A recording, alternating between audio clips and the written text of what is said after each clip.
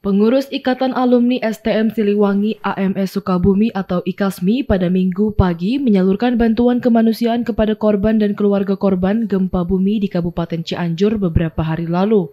Bantuan sebanyak 2 mobil pick-up disalurkan melalui alumni yang berdomisili di Cianjur untuk diantar ke lokasi. Menurut Ketua Umum IKASMI Heri Uwong mengatakan, bantuan logistik merupakan amanah dari para alumni seluruh angkatan, diberikan ke 3 titik lokasi, yakni di Desa Padaluyu, Ciender Hunisari Warung Kondang, dan Gunung Lanjung, Cijedil Cugenang, Kabupaten Cianjur. Alhamdulillah kita udah sampai ke lokasi Cijunil dengan sangat prihatin sekali saya melihatnya ya.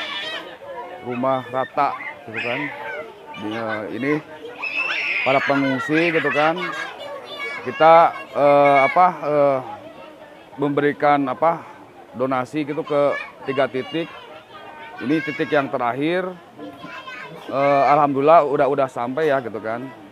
Dan terima kasih banyak buat rekan-rekan alumni seluruh alumni Ikatan Alumni STM Siliwangi AMS IKASMI yang telah berdonasi.